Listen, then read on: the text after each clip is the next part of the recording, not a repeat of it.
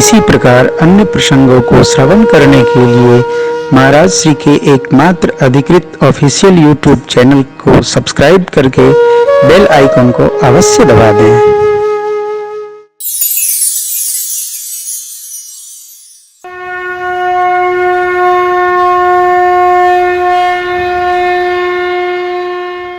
श्री रामचरितमानस जी, जिसकी रचना भगवान शिव ने स्वयं की अपने मन में रख रखा, सुंदर समय पाकर, सुंदर समय कब? देने का उचित समय तब है जब लेने वाला खड़ा हो। लेने वाला है नहीं और आप देते रहिए तो सामान की वैल्यू समाप्त हो जाती है। ले दही और दे दही, ले दही तो ठीक नहीं, दे दही अर्थात कोई मांगे उसको दिया जाए तो सामग्री का वजन, उसका महत्व बढ़ जाता है। माँ ने पूछा, भगवान शिव ने पायु सुसमय शिवासन भाखा। नामकरण भी भगवान शिव ने किया है। कोई श्रेष्ठ जब किसी वस्तु का, सामान का, सामग्री का, नगर का, गांव का, जीव का नामकरण करता है, उसकी अपनी चेतना होती है। इसलिए संतति के नामकरण करने के लिए गुरुदेव भगवान, आचार्य श्री, कुल पुरोहित जी अथवा दादा दादी न हो तो नाना नानी, श्रेष्ठ का क्रम बनाया गया है। इनको नामकरण करना चाहिए। क्यों? इनकी चेतना ऊर्ध्व होती है, इनकी चेतना दिव्यत्व को प्राप्त होती है। शिव बाबा ने नामकरण किया। श्री रामचरितमानस जी में 7 कांड हैं। बालकांड, श्री अयोध्या कांड, अरण्य कांड, किष्किंधा कांड, सुंदरकांड, युद्ध कांड और उत्तरकांड।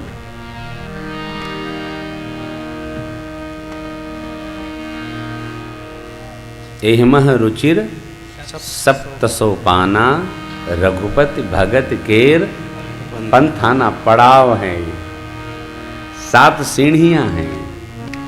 किस लिए? भगवान की भक्ति प्राप्त करने के लिए। कुछ न करिए, केवल भगवान की कथा श्रवण करिए। तभी बाबा वाल्मीकि ब्रह्मवेत्ता हैं। बाबा वाल्मीकि जी कहते हैं, जिनके कान का स्वभाव समुद्र के स्वभाव का हो जाए, प्रभु उनका हृदय आपके लिए उत्तम निवास स्थान है। राम जी के चरित्र में कुछ मिलाना नहीं है। सरल चरित्र है, निर्मल चरित्र है, अतिशय सहज है।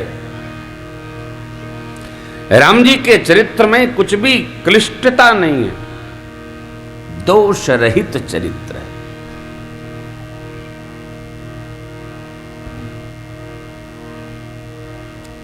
सुनने मात्र से मंगल करने वाला चरित्र है।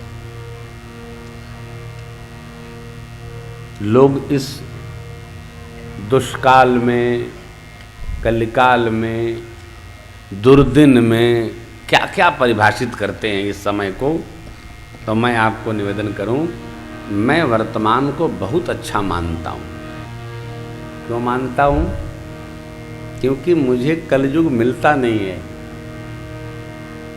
लिखा पढ़ी में कलयुग है, कलयुगे कलि प्रथम चरणे बौद्धावतारे भरतखंडे आदि आदि। लेकिन कलयुग कहाँ रहता है? अपने तो 18 दिन सत्संग में रहते हैं। सत्संग में कलयुग क्यों पहुंचेगा बेचारा? परीक्षित महाराज ने उसको जगह नहीं दिया तो कैसे आएगा? कलयुग उसी के पास रहता है जो जुआ खेलता है। कलयुग उसी के साथ रहता है जो दवा पीता है। दवा माने मदिरा, हम मदिरा का नाम नहीं लेते, दवा लेता है। इसका मतलब समझते हैं ना सब लोग? इसका मतलब दवा तो ऐसे पीते हैं ना, इसका मतलब होता है सीताराम। कलयुग वहां जाता है जो धर्म से च्युत होकर जीवन को जीने लगता है। कलयुग झूठ कपट में है। भक्तों के यहां कलयुग नहीं। बहुत दिन पहले मैं विदिशा आया था। भाई ने कहा चलते हैं। मैंने कहा चलो, मैं दर्शन करना चाहता हूँ, विदिशा कैसा है। यहाँ गैरतगंज से आए थे हो?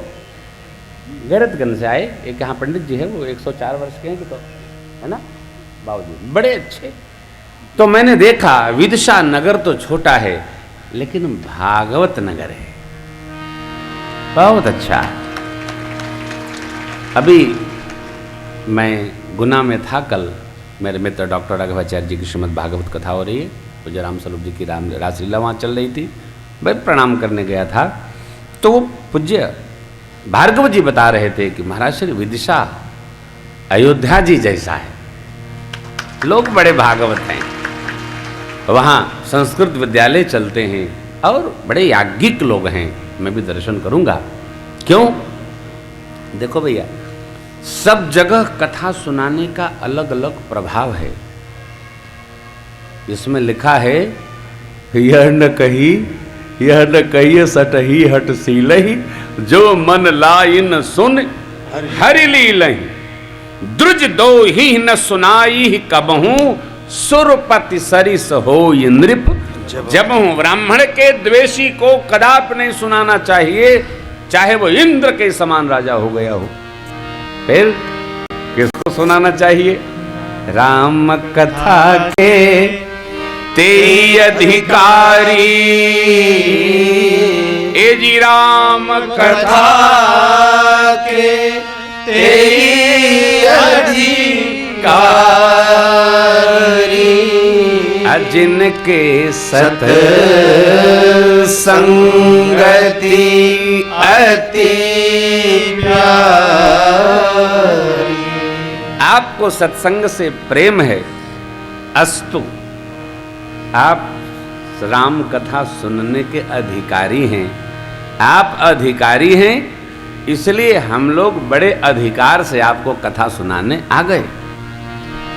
नहीं तो क्या कहें आपको, गुरुदेव की बड़ी कृपा है। इतनी कृपा है कि वो हमारे क्षमता से पकड़ में आने वाली नहीं है। क्यों है ना? बड़ी कृपा है। गुरु जी की कृपा इतनी है कि कृपा भी छोटी पड़ गई है। कृपा अनुग्रह अंग वघाई। क्यों कह रहा हूं? अब इसको आप मेरा अभिमान न मानना। देखो अभी क्या चल रहा है, दिसंबर। क्या चल रहा है? दिसंबर।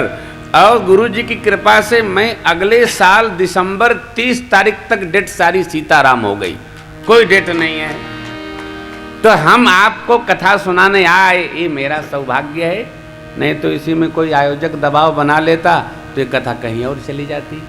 तो आपका सौभाग्य कम है, मेरा मेरे मित्रों का बहुत सौभाग्य है कि आप जैसे अधिकारी श्रोताओं को हम लोग कथा सुनाने यहाँ पर आए।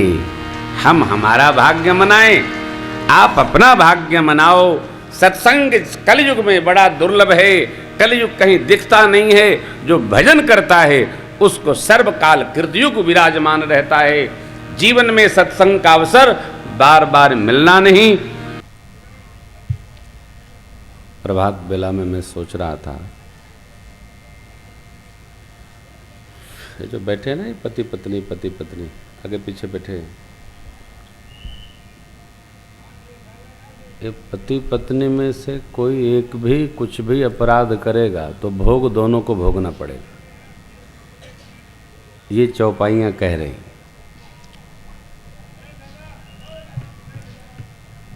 भारतवर्ष में ये नहीं है कि जो चाहे जैसा रह ले, जैसा कर ले, तो अकेले ही उसको निपटना पड़ेगा।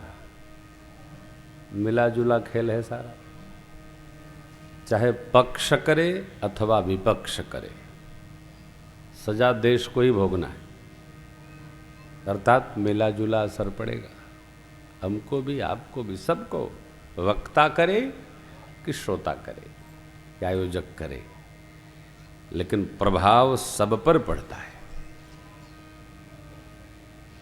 सती अम्बा ने भगवान शिव की बात नहीं मानी, पिता के भवन गई, योगाग्नि में शरीर को प्रवेश करा दिया, तो बिछोह शिव जी को भी हुआ। यद्यपि अकाम तदपि भगवाना, लेकिन भगत बिरह दुख दुखित सुजाना।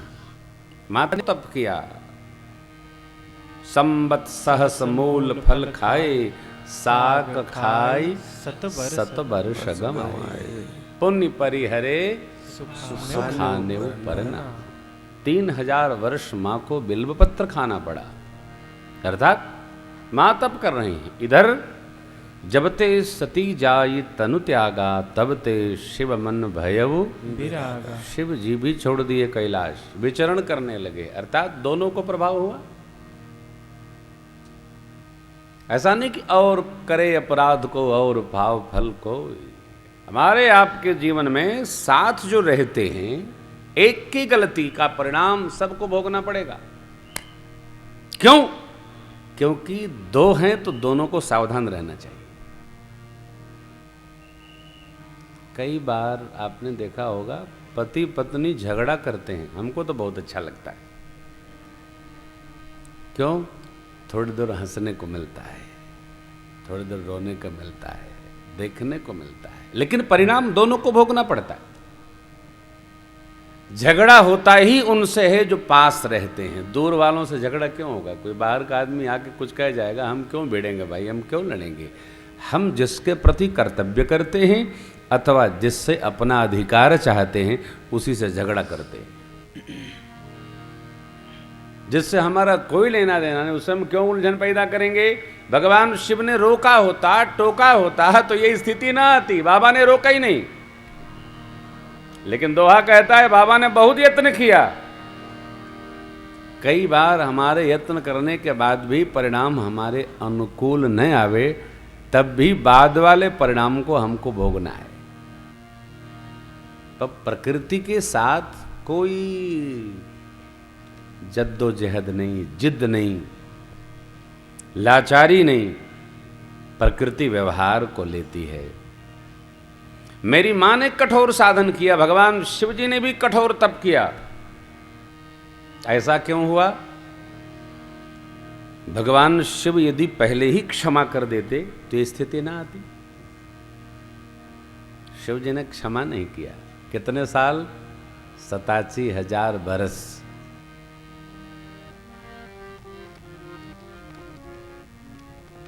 स्वरूप सम्हारा कितना?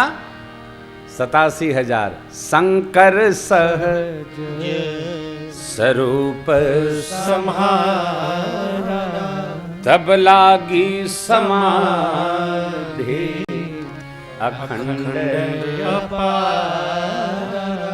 हम अपने सुख के लिए मौन हो जाएंगे तो भी परिणाम हमको भोगना पड़ेगा। हम अन्यमनस्क हो जाएंगे तो भी परिणाम हमको भोगना पड़ेगा।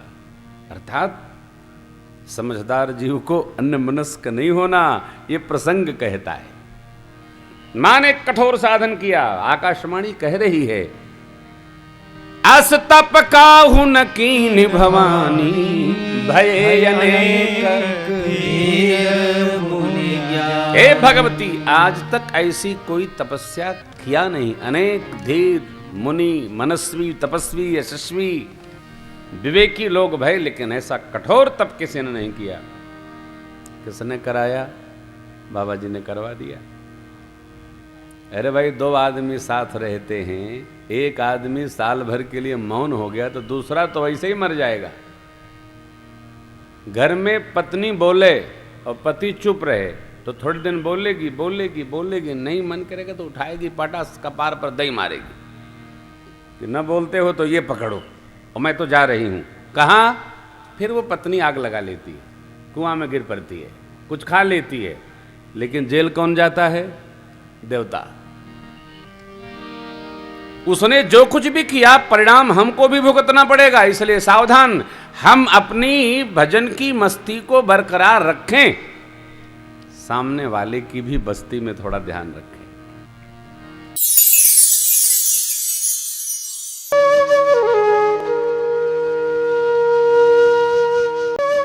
इसी प्रकार अन्य प्रसंगों को श्रवण करने के लिए महाराज श्री के एकमात्र अधिकृत ऑफिशियल यूट्यूब चैनल को सब्सक्राइब करके बेल आइकन को अवश्य दबा दें।